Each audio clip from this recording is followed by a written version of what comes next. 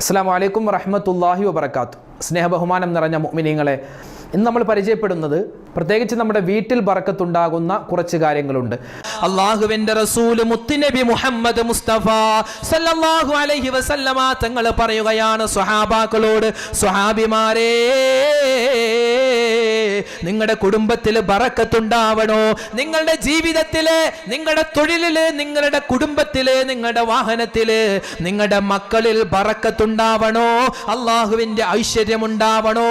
അല്ലാഹുവിന്റെ ഭാഗത്ത് നിന്നുള്ള സമൃദ്ധി ഉണ്ടാവണോ? അല്ലാഹുവിന്റെ ഭാഗത്ത് നിന്നുള്ള തൃപ്തി ഉണ്ടാവണോ? നിങ്ങൾ ചെയ്യേണ്ട കാര്യം എന്തെന്നറിയോ?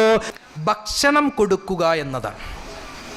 അത് പള്ളിയിൽ ഉസ്താദിന് കൊടുക്കുന്നതാവട്ടെ, ഓത്തുകുട്ടികളുണ്ടല്ലോ മദ്രസയിൽ പഠിക്കുന്ന പിള്ളേർക്ക്, കുട്ടികൾക്ക്, അവർക്ക് ഭക്ഷണം വെച്ച് കൊടുക്കുന്നതാവട്ടെ, അല്ലെങ്കിൽ നമ്മുടെ വീട്ടിൽ അതിഥികൾ വരുമ്പോൾ അവർക്ക് ഭക്ഷണം വെച്ച് കൊടുക്കലാവട്ടെ, ഭക്ഷണം കൊടുക്കുക ഇത്വാം എന്നുള്ളത് നമ്മുടെ ജീവിതത്തിൽ ബറക്കത്തുണ്ടാവാൻ വളരെ എഫക്റ്റുള്ള ഒരു കാര്യമാണ്.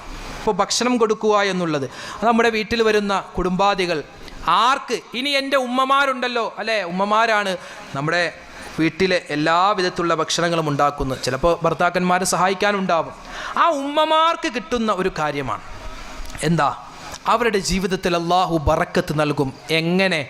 അവർ, ഭർത്താവ്, നമ്മുടെ മക്കള്, നമ്മുടെ വാപ്പ ഉണ്ടാകും, ഉമ്മയുണ്ടാകും, അവർക്കൊക്കെ ഭക്ഷണം വെച്ച് കൊടുത്താൽ നിങ്ങളുടെ ജീവിതത്തിൽ അല്ലാഹു ബറക്കത്ത് നൽകുമെന്ന് ആദരവായ റസൂലുള്ളാഹി സ്വല്ലല്ലാഹു അലൈഹി വസല്ലം. നല്ലൊരു നീയത്ത് വേണം, അവിടെയാണ് കാര്യം. നല്ലൊരു നീയത്ത് വേണം. ഞാനിത് കൊടുക്കുന്നത് അള്ളാഹുവിൻ്റെ തൃപ്തിക്കാണ്. ഒരു പെണ്ണ് അരി കഴുകുന്ന സമയത്ത് ബിസ്മില്ലാഹിർ റഹ്മാനിർ റഹീം എന്നെങ്ങാനും പറഞ്ഞാൽ ആ ചോറ് ആരൊക്കെ ഭക്ഷിക്കുന്നോ, ചിലപ്പോൾ അപ്രതീക്ഷിതമായി നമ്മുടെ വീട്ടിലേക്ക് അതിഥികൾ വന്നേക്കാം, അല്ലെങ്കിൽ നമ്മൾ കഴിച്ച് കഴിഞ്ഞതിൻ്റെ ബാക്കി പൂച്ചക്കോ കാക്കക്കോ ഒക്കെ കൊടുത്തേക്കാം. ആ ഭക്ഷണം ആരൊക്കെ കഴിക്കുന്നോ അവർ കഴിച്ച് അവരുടെ വയറ് നിറയുന്നതിൻ്റെ ആ ഒരു വലിയ പ്രതിഫലം നിങ്ങളുടെ അക്കൗണ്ടിലേക്ക് അപ്പോൾ തന്നെ വരുമെന്നാണ്. ഖബറിൽ ഇങ്ങനെ ഓരോ ഉമ്മയെ കിടക്കുമ്പോൾ നമ്മൾ ചെയ്യാത്ത ഒരുപാട് പ്രതിഫലങ്ങൾ ഇങ്ങനെ വരും, അറിയാത്ത ഒരുപാട് പ്രതിഫലങ്ങൾ. ചോദിക്കും, അല്ലാഹുവേ, ഇതൊന്നും ഞാൻ ചെയ്തിട്ടില്ലല്ലോ. ആ സമയത്ത് അല്ലാഹ് പറയും, നീ നിൻ്റെ ഭർത്താവിന് വേണ്ടി, നിൻ്റെ മക്കൾക്ക് വേണ്ടി ഒരുപാട് കഷ്ടപ്പെട്ട്, ഒരുപാട് പ്രയാസപ്പെട്ട് ഭക്ഷണം ഉണ്ടാക്കിയില്ലേ, ഈ ഭക്ഷണം കൊടുത്തില്ലേ, അതിൻ്റെ പ്രതിഫലമാണ് എന്ന് ഖബറിൽ നമ്മൾ കാണും. അല്ലാഹു ആ ഗണത്തിൽ നമ്മുടെ ഉമ്മമാരെ, സഹോദരിമാരെ ഉൾപ്പെടുത്തി അനുഗ്രഹിക്കുമാറാവട്ടെ. ആമീൻ യാ റബ്ബൽ ആലമീൻ. അതുകൊണ്ട് ഭക്ഷണം കൊടുക്കുക എന്നുള്ളത് ഏറ്റവും നമ്മുടെ ജീവിതത്തിൽ ഏറ്റവും ബറക്കത്തുണ്ടാവാനുള്ള കാര്യമാണ്. മഹാനായ ഇബ്രാഹിം നബി അലൈഹിസ്സലാം, ഇബ്രാഹിം നബി അലൈഹിസ്സലാത്തു വസ്സലാമിൻ്റെ സുന്ദരമായ ഒരു ചരിത്രമുണ്ട്. എന്തെന്നറിയോ? മഹാനായ ഇബ്രാഹിം നബി അലൈഹിസ്സലാത്തു വസ്സലാം ഒരു ദിവസം അള്ളാഹുവിനോട് ചോദിക്കുകയാണ്, ദുആ ചെയ്യുകയാണ്, അള്ളാഹുവേ, ഞാൻ നിന്നോട് ഒരു കാര്യം ചോദിക്കുകയാണ് റബ്ബേ. എന്തെന്നറിയുമോ? ഞാൻ ഒരുപാട് നിസ്കരിച്ചിട്ടുണ്ട്, ഒരുപാട് നോമ്പ് പിടിച്ചിട്ടുണ്ട്, ഒരുപാട് സൽക്കർമ്മങ്ങൾ ഞാൻ ചെയ്തിട്ടുണ്ട്. അല്ലാ, നിന്റെ പരിശുദ്ധമാകുന്ന കഅബയുണ്ടല്ലോ, ആ കഅബ ഞാൻ അതാ സുന്ദരമായി പണി പൂർത്തീകരിച്ചിട്ടുണ്ട്. ഇനി എന്തെങ്കിലും ഒരു കാര്യം എൻ്റെ ജീവിതത്തിൽ ബാക്കിയുണ്ടോ അല്ലാ? എന്തെങ്കിലും ഞാൻ ചെയ്യാൻ ബാക്കിയുണ്ടോ എന്ന് മഹാനായ ഇബ്രാഹിം നബി അലൈഹിസ്സലാത്തു വസ്സലാം ചോദിക്കുമ്പോ അല്ലാഹു സുബ്ഹാനഹു വ തആല പറഞ്ഞു കൊടുക്കുകയാണ്, ഓ ഇബ്രാഹിം നബിയേ, താങ്കൾ ഒരുപാട് കാര്യങ്ങൾ ചെയ്തിട്ടുണ്ട്, എല്ലാം ചെയ്തിട്ടുണ്ട്. പക്ഷേ ഇതെല്ലാം അല്ലാഹു തആലയാകുന്ന ഞാൻ സ്വീകരിക്കണമെങ്കിൽ ഒരു കാര്യം കൂടി താങ്കൾ ചെയ്യേണ്ടതുണ്ട് ഇബ്രാഹിം നബിയേ. എന്തെന്നറിയോ? ദിവസങ്ങൾക്ക് മുമ്പ് താങ്കളുടെ വീട്ടിലേക്ക് ഒരു അന്യമതക്കാരനായ ഒരു മനുഷ്യൻ കടന്നു വന്നല്ലോ. അന്യമതക്കാരനായ ഒരു മനുഷ്യൻ താങ്കളുടെ അടുക്കലേക്ക്, താങ്കളുടെ വീട്ടിലേക്ക് കടന്നു വന്നല്ലോ. എന്നിട്ട് ആ മനുഷ്യൻ താങ്കളോട് ചോദിച്ചിരുന്നു, ഇബ്രാഹിം നബിയേ, ഓ ഇബ്രാഹിം നബിയേ, ഒരു നേരത്തെ ഭക്ഷണം, ഒരു തുള്ളി ഭക്ഷണം എനിക്ക് നൽകുമോ? ഒരു തുള്ളി വെള്ളം എനിക്ക് നൽകുമോ? എനിക്ക് നല്ല വിശപ്പുണ്ട്, ദാഹമുണ്ടെന്ന് പറഞ്ഞ് ഒരു പാവപ്പെട്ട മനുഷ്യൻ താങ്കളുടെ വീട്ടിലേക്ക് കടന്നു വന്നപ്പോ, ഓ ഇബ്രാഹിം നബിയേ, താങ്കൾ ആ മനുഷ്യനെ ആട്ടിയോടിച്ചില്ലേ? നീ മുസ്ലിമല്ലല്ലോ, അമുസ്ലിമായതുകൊണ്ട് നിനക്ക് ഞാൻ ഭക്ഷണം നൽകില്ല, വെള്ളം നൽകില്ല എന്ന് പറഞ്ഞുകൊണ്ട് ആ മനുഷ്യനെ വീട്ടിൽ നിന്ന് മാട്ടിയോടിച്ചില്ലേ ഇബ്രാഹിം നബിയേ? അതുകൊണ്ട് ആ കാര്യം ചെയ്യാത്തത് കൊണ്ട് താങ്കൾ ചെയ്തിരിക്കുന്ന ബാക്കി ഇബാദത്തുകളെല്ലാം ഞാൻ പെൻഡിങ്ങിൽ വെച്ചിരിക്കുകയാണ്, ഞാൻ സ്വീകരിച്ചിട്ടില്ല. ആ സമയത്താണ് മഹാനായ ഇബ്രാഹിം നബി അലൈഹിസ്സലാത്തു വസ്സലാം പറയുന്നത്, റബ്ബേ എൻ്റെ കയ്യിൽ കൊടുക്കാൻ ആ സമയത്ത് ഭക്ഷണം ഉണ്ടായിരുന്നു, പക്ഷേ ആ വന്ന മനുഷ്യൻ മുസ്ലിം അല്ലായിരുന്നു അല്ലാ, ഒരു അമുസ്ലിമായ മനുഷ്യനായിരുന്നു അല്ലാ, ഒരു കാഫിറായ മനുഷ്യനായിരുന്നു അല്ലാ. അതുകൊണ്ടാണ് ആ മനുഷ്യന് ഞാൻ ഭക്ഷണം കൊടുക്കാതിരുന്നതെന്ന് അള്ളാഹുവിനോട് മഹാനായ ഇബ്രാഹിം നബി അലൈഹിസ്സലാത്തു വസ്സലാം പറയുന്ന സമയത്ത് അള്ളാഹു പറയുകയാണ്, ഇബ്രാഹിം നബിയേ 40 വർഷമായിട്ട് ആ മനുഷ്യൻ എന്നോട് ശിർക്ക് വെക്കുകയാണ്, എന്നെ അല്ലാതെയാണ്, മറ്റുള്ള ആളുകളെയാണ്, മറ്റുള്ള വസ്തുക്കളെയാണ്, തീയിനെയാണ്, കല്ലിനെയാണ്, മരങ്ങളെയാണ് ആ മനുഷ്യൻ ആരാധിക്കുന്നത്. ഇന്ന് വരെ അവൻ അല്ലാ എന്ന് വാക്കുകൊണ്ട് നാവുകൊണ്ട് പറഞ്ഞിട്ടില്ല. 40 വർഷമായിട്ട് ഞാൻ ആ മനുഷ്യന് മുടങ്ങാതെ ഭക്ഷണം കൊടുക്കുന്നുണ്ട്. എന്നെ അവൻ ധിക്കരിക്കുന്നത് കൊണ്ട് ഒരു സമയത്ത് പോലും ഞാൻ അവനിക്ക് ഭക്ഷണം കൊടുക്കാതിരുന്നിട്ടില്ല. എല്ലാ സമയത്തും അവനിക്ക് ഞാൻ ഭക്ഷണം കൊടുക്കുമായിരുന്നു. ഒരു ദിവസത്തെ ഒരു നേരത്തെ ഭക്ഷണം താങ്കളുടെ അടുക്കൽ നിന്നും അവനിക്ക് കിട്ടാൻ വേണ്ടിയാണ് അവനെ ഞാൻ താങ്കളുടെ അടുക്കലേക്ക് പറഞ്ഞു വിട്ടത്. ഓ ഇബ്രാഹിം നബിയേ, 40 വർഷമായി തുടർച്ചയായി ഞാൻ ആ കാഫിറായ മനുഷ്യന് ഭക്ഷണം കൊടുക്കുന്നുണ്ടെങ്കിൽ ഒരു നേരത്തെ ഭക്ഷണം താങ്കൾക്ക് കൊടുക്കുന്നതിന് കൊണ്ട് എന്താണ് പ്രശ്നമുള്ളതെന്ന് അല്ലാഹു തആല ഇബ്രാഹിം നബിയോട് ചോദിക്കുന്ന സമയത്ത് ഇബ്രാഹിം നബി അലൈഹിസ്സലാത്തു വസ്സലാം ഓടുകയാ, അതാ ചന്തയിലേക്ക് കടന്നു ചെല്ലുകയാ. ഒരുപാട് ഭിക്ഷക്കാരായ ആളുകൾ അവിടെ നിരന്നിരിപ്പുണ്ട്. ഓരോരുത്തരുടെയും അടുക്കൽ ചെന്ന് പരിശോധിച്ചതിന് ശേഷം അവസാനം ആ വീട്ടിൽ വന്ന കാഫിറായ മനുഷ്യനെ, സത്യനിഷേധിയായ മനുഷ്യനെ കണ്ടുമുട്ടുന്നു. അയാളെ കെട്ടിപ്പുണരുകയാണ്, അയാളെ വീട്ടിലേക്ക് ക്ഷണിക്കുകയാണ്, വയറ് നിറച്ച് ഭക്ഷണം കൊടുക്കുകയാണ്. ആ സമയത്ത് ഇബ്രാഹിം നബി അലൈഹിസ്സലാത്തു വസ്സലാമയോട് ആ മനുഷ്യൻ പറയുകയാണ്, ഇബ്രാഹിം നബിയേ, താങ്കളുടെ രക്ഷിതാവാകുന്ന പടച്ചവനുണ്ടല്ലോ, എനിക്കൊരുപാട് ഭക്ഷണം നൽകുകയാണ്. താങ്കളുടെ രക്ഷിതാവാണല്ലോ അല്ലാഹു തആല, ആ അല്ലാഹു എനിക്ക് എന്നും ഭക്ഷണം നൽകുന്നുണ്ട്. ആ അല്ലാഹുവിന്റെ പ്രവാചകനാകുന്ന താങ്കളെ പരീക്ഷിക്കാൻ വേണ്ടിയാണ് ഞാൻ ആ ദിവസം കടന്നു വന്നത്. എൻ്റെ കയ്യിൽ ഭക്ഷണം ഉണ്ടായിരുന്നു, പക്ഷേ താങ്കളെ പരീക്ഷിക്കാൻ വേണ്ടിയാണ് ഞാൻ അങ്ങോട്ട് കടന്നു വന്നത്. അള്ളാഹുവിന്റെ കരുണ താങ്കളുടെ ശരീരത്തിൽ, താങ്കളുടെ മനസ്സിൽ ഇല്ല എന്ന് കണ്ടപ്പോ അള്ളാഹുവേ എനിക്ക് ഭയങ്കര വിഷമമായി, എനിക്ക് ഭയങ്കര സങ്കടമായി. പക്ഷേ ഇപ്പോൾ ആ സങ്കടവും വിഷവുമെല്ലാം മാറി. ഇബ്രാഹിം നബിയേ, ഞാനിതാ മുസ്ലിമാവുകയാണെന്ന് പറഞ്ഞുകൊണ്ട് ആ മനുഷ്യനതാ പരിശുദ്ധമായ ഇസ്ലാമിലേക്ക് കടന്നു വരികയാ. ഈ ചരിത്രത്തിൽ നിന്നും ഞാൻ നിങ്ങളോട് പറഞ്ഞു തരട്ടെ, എന്താണ് സന്ദേശം എന്തെന്നറിയോ? നമുക്കൊരുപാട് ഗുണപാഠങ്ങളുണ്ട് ഈ ചരിത്രത്തിൽ. ആ ഭക്ഷണം കഴിക്കാൻ വരുന്നത് അത് മുസ്ലിമാവട്ടെ, അത് ആണാവട്ടെ, അത് പെണ്ണാവട്ടെ, അത് അമുസ്ലിമായ സഹോദരന്മാരാവട്ടെ, ഇനി മനുഷ്യരല്ല, അത് മൃഗങ്ങളാവട്ടെ, പക്ഷികളാവട്ടെ, ഏത് ജീവനുള്ള വസ്തുവിനും ഭക്ഷണം കൊടുത്താൽ അല്ലാഹു സുബ്ഹാനഹു വ തആല നമുക്ക് വലിയ പ്രതിഫലമാണ് നൽകുക. നമ്മുടെ ജീവിതത്തിൽ അല്ലാഹു ബറക്കത്താണ് നൽകുക.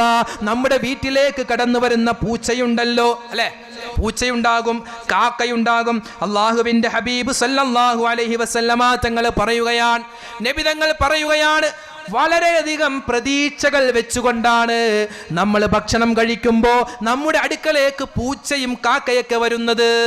നമ്മൾ ഭക്ഷണം കഴിക്കുമ്പോൾ ഞങ്ങൾക്കും കിട്ടും, എനിക്കും കിട്ടും എന്ന പ്രതീക്ഷയിൽ ആ പൂച്ചയൊക്കെ ഇങ്ങനെ വരുന്നത്.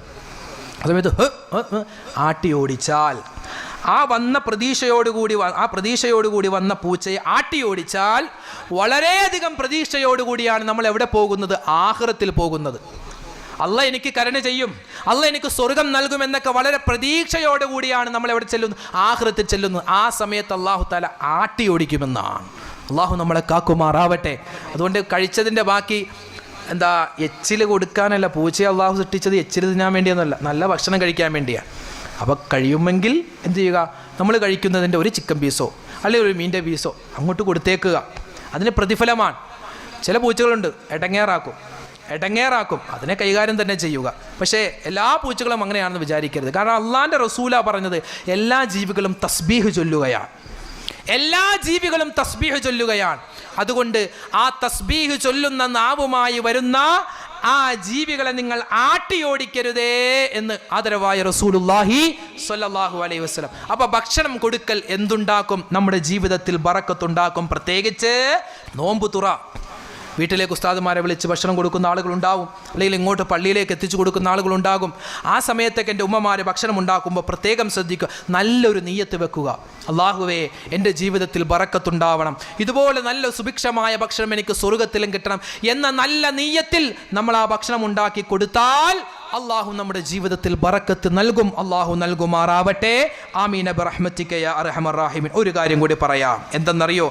അപ്പോൾ കോഴിക്കോട് ഫറോക്ക് എന്ന് പറഞ്ഞ സ്ഥലത്ത് പ്രസംഗിക്കാൻ വേണ്ടി പോയ സമയത്ത് അങ്ങനെ പ്രസംഗിച്ചുകൊണ്ടിരിക്കുമ്പോൾ ഒരു കുട്ടിയുടെ കരച്ചിൽ കേൾക്കുന്നുണ്ട്. വന്നപ്പോൾ തൊട്ട് ശ്രദ്ധിക്കുന്ന ഒരു കുട്ടി ഇങ്ങനെ ഭയങ്കരമായ കരച്ചിൽ. അത് സാധാരണ ചെറിയ കുട്ടി ഇപ്പോൾ മിക്കപ്പോഴും കരയാറുണ്ടല്ലോ, പല വീടുകളിൽ നിന്നും ഇങ്ങനെ കരച്ചിൽ കേൾക്കാം. പക്ഷെ ആ കരച്ചിൽ ഇങ്ങനെ നിർത്താതെ കേട്ടപ്പോൾ ഞാൻ അവിടെ ആ ഉസ്താദിന് ചോദിച്ചു, എന്താ ഉസ്താദ് ഒരു കരച്ചിൽ കേൾക്കുന്നുള്ളൂ? അപ്പോൾ ആ ഉസ്താദ് പറഞ്ഞത് 2.5 വയസ്സുള്ള ഒരു പെൺകുട്ടിയാണ്. 2.5 വയസ്സുള്ള പെൺകുട്ടിയാണ്. വീടിൻ്റെ വെളിയിലേക്ക് ഇറങ്ങുന്ന സമയത്ത് ഒരു കാറ് വന്ന് ഇടിച്ചു. ഗേറ്റ് തുറന്നു കിടക്കുകയായിരുന്നു. കൊച്ചുമക്കളല്ലേ, അവരങ്ങോട്ടും ഇങ്ങോട്ടും നോക്കില്ലല്ലോ. ഓടി വന്നപ്പോൾ ഒരു കാറ് വന്ന് തട്ടി, ചെറുതായി ഒന്ന് തട്ടിയുള്ളൂ. തട്ടിയെന്ന് പറഞ്ഞാൽ കയ്യിലൂടെ, 2 കൈയിലൂടെയും അതിൻ്റെ കാറിൻ്റെ വീല് കയറി ഇറങ്ങി. ഒരു കൈയിൻ്റെ വിരലുകൾ ഒടിഞ്ഞു, മറ്റേ കൈയിൻ്റെ തോലും മജ്ജയും എല്ലൊക്കെ നുറുങ്ങിപ്പോയി. ഉടൻ തന്നെ കോഴിക്കോടുള്ള ഹോസ്പിറ്റലെല്ലാം കൊണ്ടുപോയി. ആരും എടുക്കുന്നില്ല, കാരണം കൊച്ചുകുട്ടിയാണ്. അതിനെന്തെങ്കിലും സംഭവിച്ചാൽ പിന്നെ ഹോസ്പിറ്റലിനാവും കേസ്. അതുകൊണ്ട് ആരും എടുക്കുന്നില്ല. കുട്ടിയാണെങ്കിൽ ഭയങ്കര നിലവിളിയാണ്. അല്ല, ഒന്ന് ചിന്തിച്ചു നോക്കിയാൽ 2 വയസ്സുള്ള കുട്ടിയെന്നൊക്കെ പറഞ്ഞാൽ എന്തുണ്ട്. എന്നിട്ട് കോഴിക്കോട് മിംസ് ആണെന്ന് തോന്നുന്നു. ആ സമയത്ത് ഏതൊരു ഹോസ്പിറ്റലിൻ്റെ പേര് പറഞ്ഞു. ആ ഹോസ്പിറ്റലുകാരെ ഏറ്റെടുത്തു. എന്താ ചികിത്സ എന്താണെന്നറിയോ? ആ തൊലിയില്ലാത്ത, ആ ഇറച്ചിയില്ലാത്ത കൈ, വയറ് ഈ ഭാഗത്ത് തുളച്ചിട്ട് വയറിൻ്റെ ഉള്ളിലേക്ക് കൈ ഇടും. കൈ പ്രവേശിപ്പിച്ച് 28 ദിവസം അനക്കാതെ വെക്കണം. എന്തിനാ? വയറിൻ്റെ ഉള്ളിൽ കിടന്ന് തോലും അതുപോലെ ഇറച്ചിയൊക്കെ വരാൻ വേണ്ടി. എന്നിട്ട് അത് ഇങ്ങനെ വിട്ടിട്ട് വലിയൊരു മിഷ്യൻ പോലെ ഇങ്ങനെ തുന്നി പിടിപ്പിച്ച് കെട്ടിവെച്ചിരിക്കുകയാണ്. 2.5 വയസ്സുള്ള പൊന്നുമോള് എന്ത് ചെയ്യും? കരയുകയല്ലാതെ. കരച്ചിലല്ലാതെ എന്താ പിന്നെ അവളെ കൊണ്ട് പറ്റുക? ആ കുട്ടി കരയുകയാണ്. അങ്ങനെ എത്രയോ. അതുപോലെ മുഹമ്മ അല്ലേ, തങ്ങളവർക്കറിയാം. മുഹമ്മയിൽ പോയപ്പോൾ ഒരു സഹോദരൻ ദ്വാവസിയത്ത് പറഞ്ഞതാ, ക്യാൻസറാണ്, കണ്ണിന് ക്യാൻസറാണ്. എന്താ കണ്ണിന് ക്യാൻസർ എന്ന് പറഞ്ഞാൽ? ഒരു കണ്ണിന് കുഴപ്പമില്ല, ഈ കണ്ണിന്, വലത്തെ കണ്ണിന് ക്യാൻസറാണ്. ക്യാൻസർ വന്നിട്ട് ആ പോളയിൽ ക്യാൻസർ വന്ന് കണ്ണെപ്പോഴും തുറന്നിരിക്കും, കണ്ണിൽ പീളകൾ വന്ന് അടിഞ്ഞിരിക്കും. കണ്ണിങ്ങനെ തുറന്ന് കുറച്ച് സമയത്തേക്ക് നമ്മുടെ കണ്ണിങ്ങനെ തുറന്ന് തന്നെ വെച്ചാൽ എന്തായിരിക്കും അവസ്ഥ? കണ്ണിങ്ങനെ അടക്കാതെ മാസങ്ങളായി കണ്ണടക്കാൻ പറ്റാതെ തുറന്നു തന്നെ ഇരിക്കുന്നു ഒരു കണ്ണിൽ ക്യാൻസറാണ്. അള്ളാഹുവേ, ഈ മാരകമായ അസുഖങ്ങളെ തൊട്ട്, ഈ മാരകമായ അവസ്ഥകളെ തൊട്ട് ഞങ്ങളെല്ലാവരെയും കാക്കണേ എന്ന നീയത്തിൽ വേണം, നല്ലൊരു നീയത്തിൽ വേണം ഈ സ്വതക്ക്. ആ സ്വതക്ക് കൊണ്ട് നമ്മുടെ ആപത്ത് മുസീബത്ത് അള്ളാഹു തട്ടിക്കളയും. അള്ളാഹു കാക്കുമാറാവട്ടെ. ഈ ശബ്ദത്തിൽ അള്ളാഹു തആല നമുക്ക് കെലിമ പറഞ്ഞ് മരിക്കാനുള്ള തൗഫീക്ക് നൽകുമാറാവട്ടെ. ആമീൻ. ഇനി 5-ാമത്തെ കാര്യം കൂടെ പറഞ്ഞ് ഇൻഷാ അല്ലാഹ് നമുക്ക് ദുആ ചെയ്യാം. അപ്പോൾ 1-ാമത്തെ കാര്യം ഓർത്തിരുന്ന എന്ന് പറഞ്ഞാൽ 1-ാമത്തെ കാര്യം എന്താ? ബറക്കത്തുണ്ടാവാൻ ദുആ ചെയ്യുക. 2 സലാം പറയുക. 3 കുടുംബ ബന്ധം, പിണക്കമൊക്കെ ഉണ്ടെങ്കിൽ അതൊക്കെ അങ്ങോട്ട് മാറ്റി. 17 വർഷമായിട്ട് പിണങ്ങി നിൽക്കുന്ന ജ്യേഷ്ഠനും അനുജനും എനിക്കറിയാം. ഞാനിവിടെ പലപ്പോഴും സംസാരിച്ചിട്ടുണ്ട്. ഈ പിണക്കമൊക്കെ ഒന്ന് മാറ്റണ്ടേ? അപ്പോൾ പറയുന്നൊരു വാക്ക്, മൊയ്ലാരെ നിങ്ങളല്ല, ഇനി ഏത് മൊയ്ലാര് വന്നാലും ഈ പിണക്കം മാറ്റുന്ന ഇതുമായിട്ട് ഞങ്ങളുടെ അടുത്തേക്ക് വരണ്ട, എൻ്റെ അടുത്തേക്ക് വരണ്ട. 17 വർഷമായിട്ട് മിണ്ടാതിരിക്കുന്ന, 17 വർഷം പറഞ്ഞാൽ ചെറുപ്പക്കാരല്ല, 70-60 വയസ്സുള്ള 2 ജ്യേഷ്ഠൻ അനുജന്മാരാണ്. ചെറുപ്പത്തിൽ വാപ്പ എന്തോ ഒരു സ്ഥലം വീതിച്ചു കൊടുത്തപ്പോൾ അനുജനോ ജ്യേഷ്ഠനോ എന്തോ കൂടിപ്പോയി. അതിൻ്റെ പേരിൽ അന്ന് തുടങ്ങിയ വഴക്ക് വയസ്സായി, താടിയൊക്കെ നരച്ച് ചുക്കിച്ചുളിഞ്ഞു, എല്ലുപോലെയായി. എന്നിട്ടും അതിങ്ങനെ മനസ്സിൽ വെച്ചുകൊണ്ട് നടക്കുകയാണ്. നിസ്കരിക്കാത്തവരല്ല, 2 പേരും ഇമാമിൻ്റെ വലതും ഇടതും ഉണ്ടാകും. നല്ല നിസ്കാരമൊക്കെ ഉള്ള ആളുകളാണ്, പക്ഷെ പിണക്കത്തിലാണ്. ആ നിസ്കാരമൊക്കെ കൊണ്ട് എന്ത് പ്രയോജനമാണ്? എത്ര റമദാനുകൾ അവർ വന്നു, എത്ര ഉംറ ചെയ്തു, എത്ര ഹജ്ജ് ചെയ്തു, അതൊക്കെ അല്ലാഹ് സ്വീകരിക്കുമോ ഈ പിണക്കം കാരണം? ഒന്ന് ക്ഷമിച്ച് കളഞ്ഞാൽ ആ ഈഗോ അങ്ങോട്ട് മാറ്റി, അതാണ് മനുഷ്യൻ്റെ പ്രശ്നം. ഈഗോ അങ്ങോട്ട് മാറ്റിയാൽ ആഖിറം രക്ഷപ്പെടും. അതുകൊണ്ട് എൻ്റെ ഈ സദസ്സിലിരിക്കുന്ന ഉമ്മമാരുപ്പമാർ, നമ്മൾ ആരോടും പിണക്കിയിട്ടുണ്ടെങ്കിൽ അങ്ങോട്ട് പോയി സലാം പറഞ്ഞേക്കാം. അപ്പോൾ പറയും, ഉസ്താദെ ഞാൻ അങ്ങോട്ട് എത്രയോ പ്രാവശ്യം സലാം പറഞ്ഞു, അവൻ തിരിച്ച് മിണ്ടുന്നില്ല. അല്ലേ, അതൊരു ന്യായമാണ്. അവൻ തിരിച്ചിങ്ങോട്ട് മിണ്ടണ്ട. നമ്മൾ അങ്ങോട്ട് പോയി നമ്മുടെ ഭാഗം അങ്ങോട്ട് ക്ലിയർ ആക്കിക്കുക. അസ്സലാമു അലൈക്കും, എടാ സുഖമല്ലേ, ഒന്ന് പോടാവേ എന്ന് ചിലപ്പോൾ പറഞ്ഞേക്കാം. അപ്പം പറഞ്ഞോട്ടെ, നമ്മുടെ ഭാഗം ക്ലിയർ ആയില്ലേ? നമുക്ക് അള്ളാഹു സ്വർഗം നൽകൂലേ? അള്ളാഹു സ്വീകരിക്കുമാറാവട്ടെ. അപ്പം ഇനി അഞ്ചാമത്തെ കാര്യം എന്താ? അല്ലാഹുവിൻ്റെ റസൂൽ സല്ലല്ലാഹു അലൈഹി വസല്ലമ തങ്ങൾ പറയുകയാണ്, മല്ലം യർഹം സഗീറനാ വയഅരിഫു ഹഖ്ക കബീറനാ ഫലൈസ മിന്നാ ഫഇന്നൽ ബറകത ഫീ അകാബിരിനാ. അല്ലാഹുവിൻ്റെ റസൂൽ മുത്തുനബി മുഹമ്മദ് മുസ്തഫ സല്ലല്ലാഹു അലൈഹി വസല്ലമ തങ്ങൾ പറയുകയാണ് സ്വഹാബാക്കളോട്, സ്വഹാബിമാരേ, നിങ്ങളുടെ കുടുംബത്തിൽ ബറക്കത്തുണ്ടാവണോ? നിങ്ങളുടെ ജീവിതത്തില്, നിങ്ങളുടെ തൊഴിലില്, നിങ്ങളുടെ കുടുംബത്തില്, നിങ്ങളുടെ വാഹനത്തില്, നിങ്ങളുടെ മക്കളിൽ ബറക്കത്തുണ്ടാവണോ? അല്ലാഹുവിൻ്റെ ഐശ്വര്യമുണ്ടാവണോ? അല്ലാഹുവിൻ്റെ ഭാഗത്ത് നിന്നുള്ള സമൃദ്ധി ഉണ്ടാവണോ?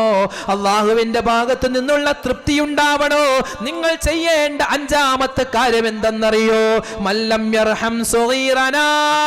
നമ്മുടെ വീട്ടിൽ ചെറിയ മക്കളുണ്ടാവും, ചെറിയ ആളുകളോട്, ചെറിയവരോട് നിങ്ങൾ കരുണ കാണിക്കണേ.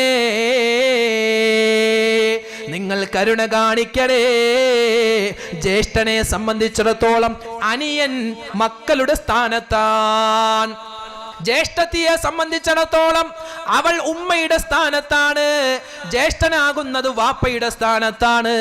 അതുകൊണ്ട് ജ്യേഷ്ഠന്മാരെ, നിങ്ങൾ നിങ്ങളുടെ അനിയത്തിമാരോടും അനുജന്മാരോടും അതുപോലെ നിങ്ങളുടെ മക്കളോടും മരുമക്കളോടും പേരക്കുട്ടികളോടും നിങ്ങളുടെ വയസ്സിൽ താഴെ ആരെല്ലാം ഉണ്ടോ, ചെറിയവരായിട്ട് ആരെല്ലാം ഉണ്ടോ, അവരോട് നിങ്ങൾ കരുണ കാണിക്കണേ, അനുകമ്പ കാണിക്കണേ, വാത്സല്യം കാണിക്കണേ. എങ്കിൽ മാത്രമേ അല്ലാഹുവിൻ്റെ ബറക്കത്ത് നിങ്ങളുടെ ജീവിതത്തിൽ ഉണ്ടാവുകയുള്ളൂ. പിന്നെയോ അല്ലാഹുവിൻ്റെ ഹബീബ് പറയുന്നു, തുടർന്ന് പറയുന്നു, വയഅരിഫു ഹഖ്ക കബീറനാ. മുതിർന്ന ആളുകളെ നിങ്ങൾ ബഹുമാനിക്കണേ. നമ്മുടെ ജ്യേഷ്ഠനെ നമ്മൾ ബഹുമാനിക്കണേ. വാപ്പയില്ലാത്തപ്പോ നമ്മുടെ ജ്യേഷ്ഠനാണ് നമ്മുടെ വാപ്പയുടെ സ്ഥാനമുള്ളത്.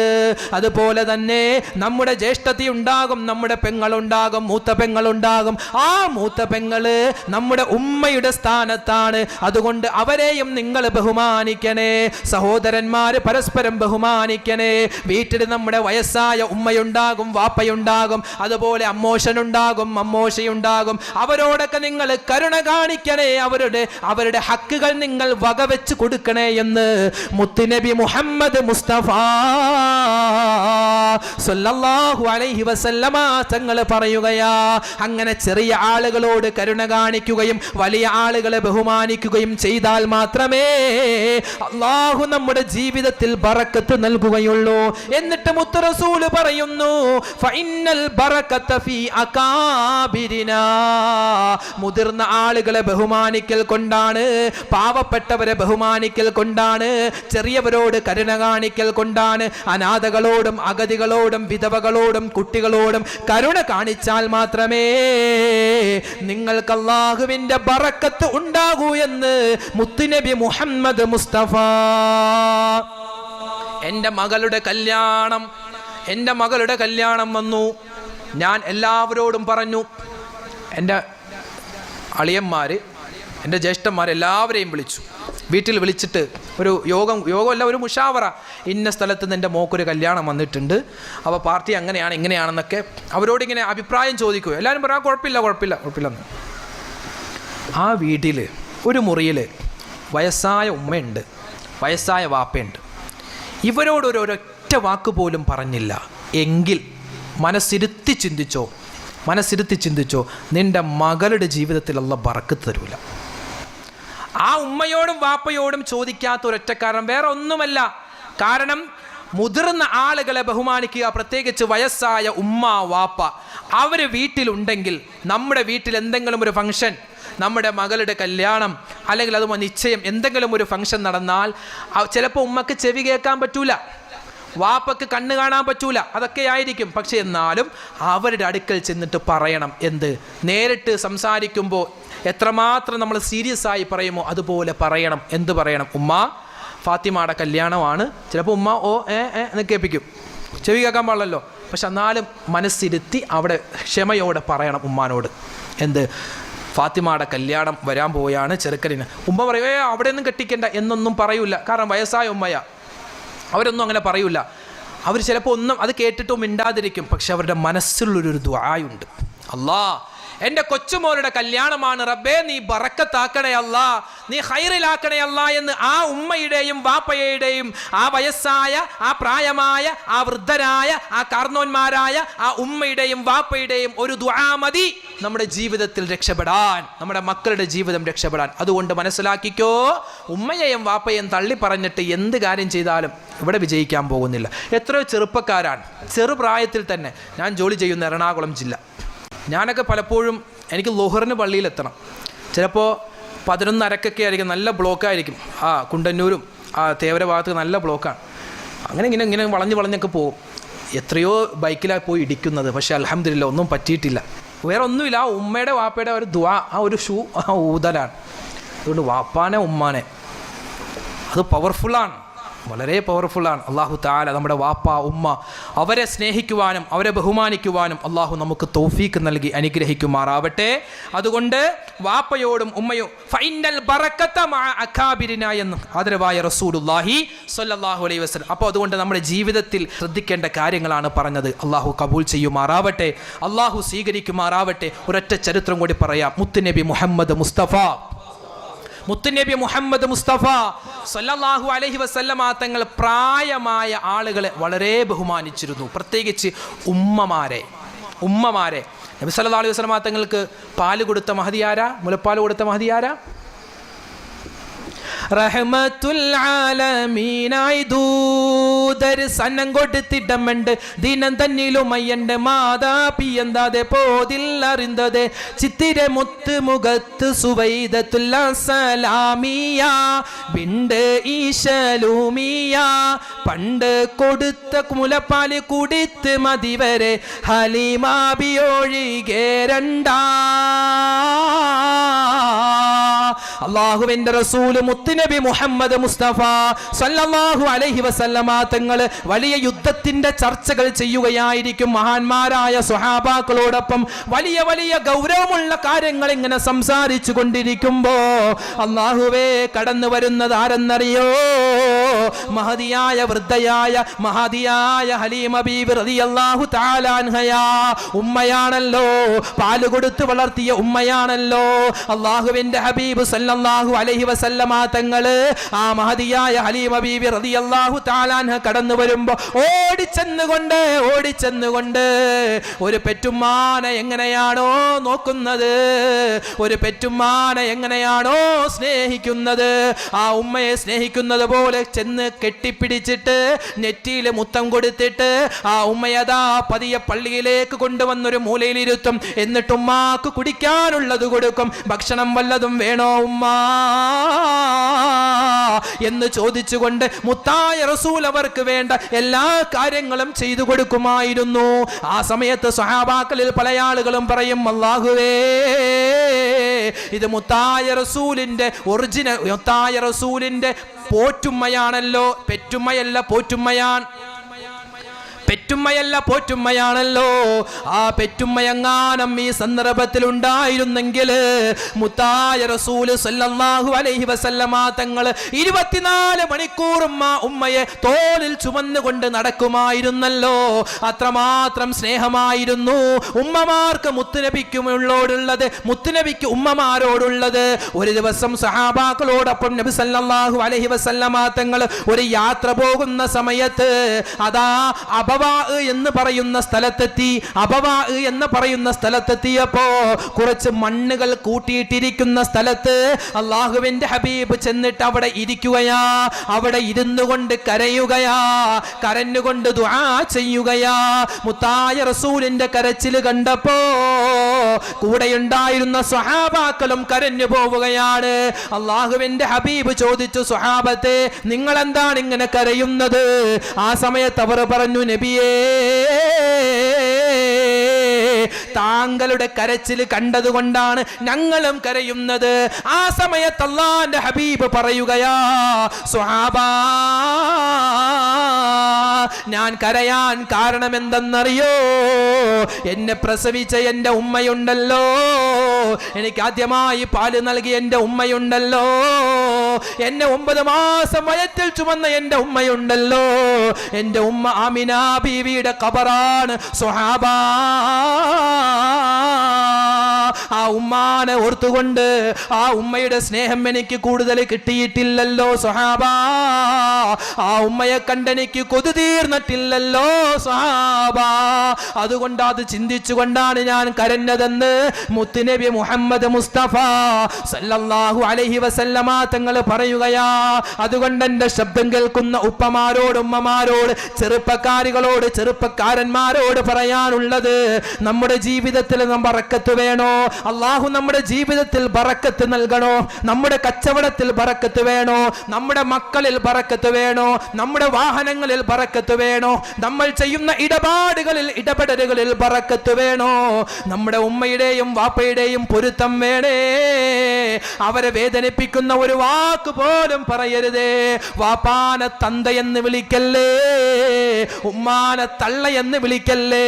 അതൊക്കെ ഒരു പക്ഷേ നാട്ടു നടപ്പാണെന്ന് പറഞ്ഞ് വിളിക്കുന്ന ചെറുപ്പക്കാരുണ്ടാവാ.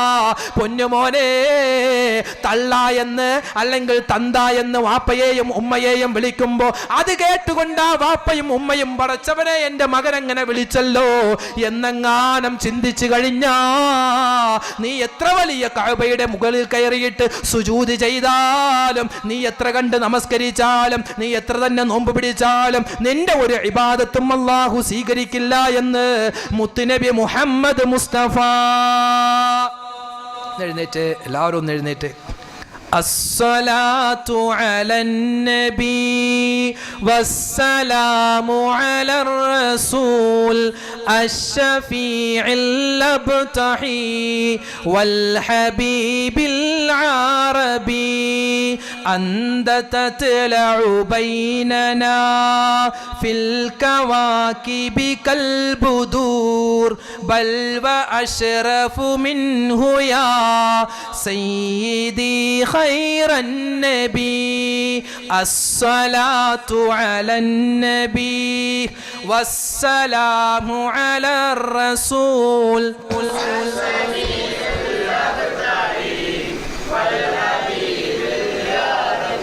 أنت تطلع بيننا في الكواكب كالبدور بل وأشرف منه يا سيدي خير النبي أنت منجينا غدا من شفاعتك الصفا من لنا مثلك يا سيدي خير النبي الصلاة على النبي والسلام على الرسول الشفيع الأبتحي والحبيب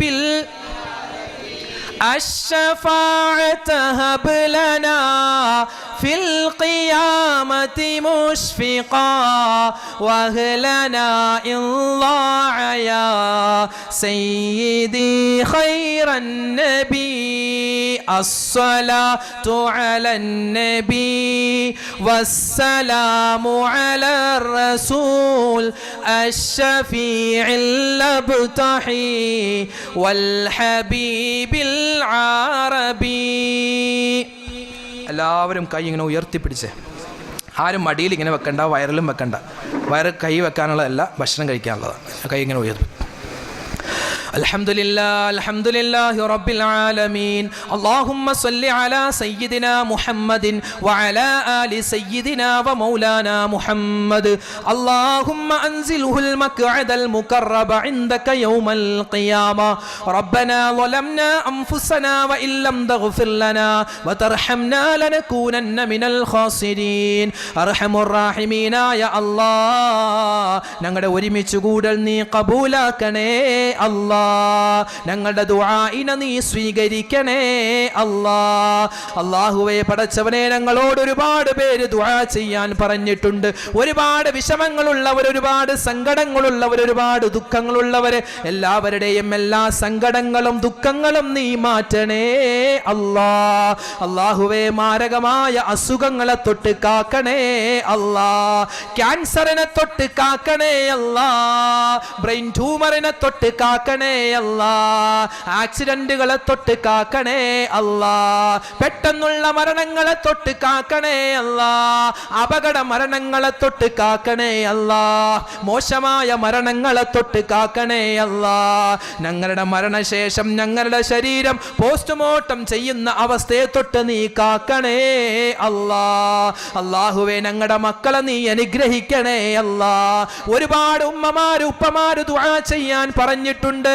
17-18 വർഷമായി കല്യാണം കഴിഞ്ഞിട്ട് ഇതുവരെ മക്കളില്ല ഉസ്താദേ, ദുആ ചെയ്യാൻ ഒരുപാട് പേര് വസിയ്യത്ത് നൽകിയിട്ടുണ്ട്. അല്ലാഹുവേ ഞങ്ങൾക്കും അവർക്കും ഖൈറായ മക്കളെ നീ നൽകണേ അല്ലാഹ്. ഖൈറായ മക്കളെ നീ നൽകണേ അല്ലാഹ്. മക്കളെ എല്ലാവരെയും നീ ഖൈറിലാക്കണേ അല്ലാഹ്. ഞങ്ങൾക്ക് നൽകിയിട്ടുള്ള മക്കളിൽ നീ സ്വലാഹിയത്ത് നിറച്ച് നൽകണേ അല്ലാഹ്. ഞങ്ങളുടെ മക്കള് പരീക്ഷ എഴുതുകയാണ്. കുറെ ആളുകൾ പരീക്ഷ എഴുതി കഴിഞ്ഞു. റഹ്മാനെ, ഉന്നതമായ വിജയം നീ നൽകണേ അല്ലാഹ്. ഉന്നതമായ വിജയം നീ നൽകണേ അല്ലാഹ്. അല്ലാഹുവേ ഞങ്ങളുടെ ഭാര്യമാരെ നീ സ്വീകരിക്കണേ അല്ലാഹ്.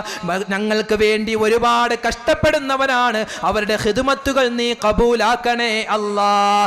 അവരുടെ രോഗങ്ങൾ നീ ശിഫയാക്കണേ അല്ലാഹ്. ഞങ്ങളുടെ ഭർത്താക്കന്മാരെ നീ കബൂലാക്കണേ അല്ലാഹ്. അല്ലാഹുവേ അവരുടെ ജോലികളിൽ നീ ബറക്കത്ത് നൽകണേ അല്ലാഹ്. അല്ലാഹുവേ ഈ സദസ്സിലുള്ള സയ്യിദന്മാരെ നീ കബൂലാക്കണേ അല്ലാഹ്. ഉസ്താദുമാരെ നീ സ്വീകരിക്കണേ അല്ലാഹ്. ഇവിടെയുള്ള വയസ്സായ ആളുകൾ, കൊച്ചുമക്കള്, യുവാക്കള്, ഉമ്മമാര്, സഹോദരിമാര്, റബ്ബേ എല്ലാവരെയും നീ കബൂലാക്കണേ അല്ലാഹ്. ഞങ്ങളോട് ഒരുപാട് പേര് ഒരുപാട് കാര്യങ്ങൾ പറഞ്ഞിട്ടുണ്ട്. ഒരുപാട് വിഷമങ്ങൾ പറഞ്ഞിട്ടുണ്ട്, സങ്കടങ്ങൾ പറഞ്ഞിട്ടുണ്ട്. ജോലിയില്ലാത്തവർ, സ്വന്തമായ ഒരു വീടില്ലാത്തവർ, വാഹനമില്ലാത്തവർ, അല്ലാഹുവേ എല്ലാവർക്കും ഖൈർ നീ പ്രദാനം ചെയ്യണേ അല്ലാഹ്. അല്ലാഹുവേ പരിശുദ്ധമായ കഅബ കാണാൻ, മദീന മുനവ്വറ കാണാൻ ഞങ്ങൾക്ക് നീ തൗഫീക്ക് നൽകണേ അല്ലാഹ്. ഹജ്ജും ഉംറയും ചെയ്യാനുള്ള സൗഭാഗ്യം നൽകണേ അല്ലാഹ്. മുത്തുനബി മുഹമ്മദ് മുസ്തഫ സല്ലല്ലാഹു അലൈഹി വസല്ലമ തങ്ങളെ സ്വപ്നത്തിൽ കാണാനുള്ള തൗഫീക്ക് നൽകണേ അല്ലാഹ്. അവിടുത്തെ കാവൽ ഞങ്ങൾക്ക് നീ നൽകണേ അല്ലാഹ്. ഞങ്ങൾ നിന്നും മരണപ്പെട്ടു പോയ ഞങ്ങളുടെ ബന്ധുമിത്രാദികൾക്ക് അല്ലാഹുവേ നീ മഗ്ഫിറത്ത് നൽകണേ അല്ലാഹ്. മർഹമത്ത് നൽകണേ അല്ലാഹ്. ജീവിച്ചിരിക്കുന്ന മാതാപിതാക്കൾക്ക് ആഫിയത്തുള്ള ദീർഘായുസ് നൽകണേ അല്ലാഹ്. അല്ലാഹുവേ പടച്ചവനെ, ഞങ്ങളെ മരിക്കുന്ന സമയത്ത് ഈമാൻ സലാമത്തായി പുഞ്ചിരിച്ചുകൊണ്ട് മരിക്കുന്നവരുടെ കൂട്ടത്തിൽ നീ ഉൾപ്പെടുത്തണേ അല്ലാഹ്. ഇവിടുത്തെ ഉസ്താദുമാരെ, ഈ പള്ളിയുടെ കമ്മിറ്റിക്കാരെ, അല്ലാഹുവേ ഈ പള്ളി ആരെല്ലാം സഹായിച്ചിട്ടുണ്ടോ, ഈ മദ്രസയാരെല്ലാം സഹായിച്ചിട്ടുണ്ടോ, അവരെ നീ സഹായിക്കണേ അല്ലാഹ്. അവരുടെ കാര്യങ്ങൾ നീ ഏറ്റെടുക്കണേ അല്ലാഹ്. റഹ്മാനെ ഞങ്ങളുടെ ദുആഇനെ നീ കബൂലാക്കണേ അല്ലാഹ്. ഞങ്ങളുടെ ജീവിതത്തിൽ മുഴുവനും നീ ബറക്കത്ത് നൽകണേ അല്ലാഹ്. റബ്ബനാ ആതിനാ ഫിദ്ദുനിയാ ഹസനതൻ വഫിൽ ആഖിറതി ഹസനതൻ വഖിനാ അദാബന്നാർ. റബ്ബനാ തഖബ്ബൽ മിന്നാ ഇന്നക അന്തസ് സമീഉൽ അലീം വതുബ് അലൈനാ ഇന്നക അന്തത് തവ്വാബുർ റഹീം. ആമീൻ ബിറഹ്മതിക യാ അർഹമർ റഹീമീൻ വൽഹംദുലില്ലാഹി റബ്ബിൽ ആലമീൻ.